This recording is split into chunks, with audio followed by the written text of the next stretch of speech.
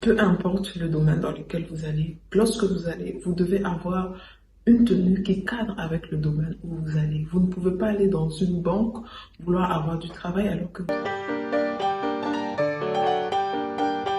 Bonjour à tous, bienvenue chez Business Collection, l'expression de l'art vestimentaire. Aujourd'hui, c'est le premier, la journée internationale du travail. Cette journée dont tout le monde sait pourquoi c'est une journée fériée. Alors, si c'est ta première fois d'arriver sur cette chaîne, je te remercie d'être là et surtout suis cette vidéo jusqu'au bout. N'hésite pas de t'abonner et de lâcher un pouce. Surtout, active la cloche de notification pour ne rien rater. Dans le cadre professionnel, l'habillement peut refléter ce que nous sommes, tout comme elle ne peut pas. Nous connaissons tous cette expression qui dit l'habit ne fait pas le moine. Cette expression qui dit aussi l'apparence est parfois trompeuse. Cette apparence aussi qui dit mais je l'ai vue et je connais quel type de personne elle est par rapport à son habillement. Je vais petit à petit. Imaginez que vous allez dans un endroit pour pouvoir avoir du travail. Lorsque vous allez déjà, que ce soit dans une banque, que ce soit peu importe le domaine dans lequel vous allez, lorsque vous allez, vous devez avoir une tenue qui cadre avec le domaine où vous allez. Vous ne pouvez pas aller dans une banque, vouloir avoir du travail alors que vous êtes en culotte, t-shirt, sachant bien comment les banques s'habillent généralement.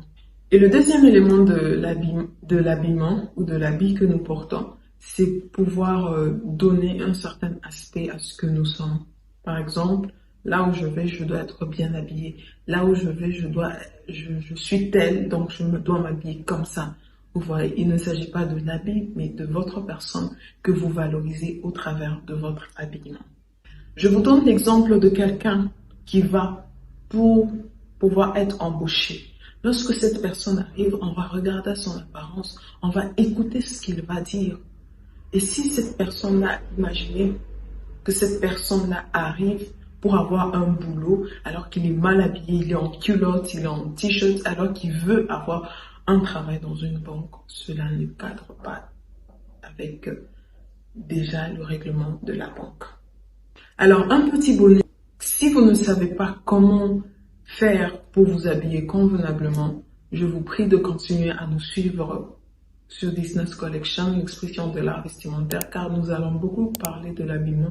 Nous allons vous donner des conseils appropriés par rapport soit à votre silhouette, par rapport à votre milieu. En tout cas, nous allons vous dire tout ce qu'il faut gratuitement pour pouvoir vous aider à vous sentir bien à l'aise dans votre peau. Car nous entendons beaucoup de personnes qui disent « moi j'aime m'habiller, moi j'aime, mais ce que je mets, je ne me sens pas à l'aise ».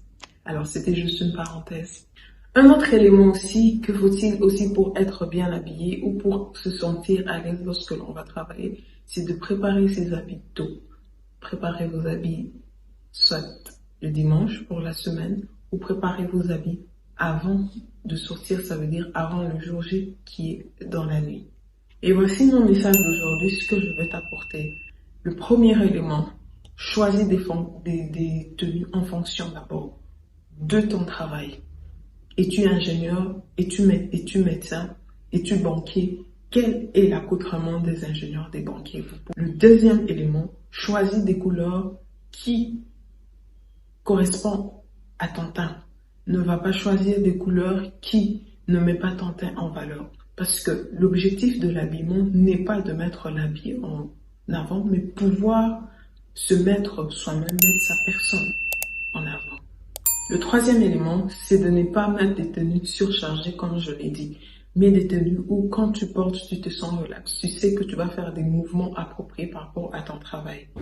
Business Collection, l'expression de l'art vestimentaire. Merci d'avoir été à l'écoute et attentif.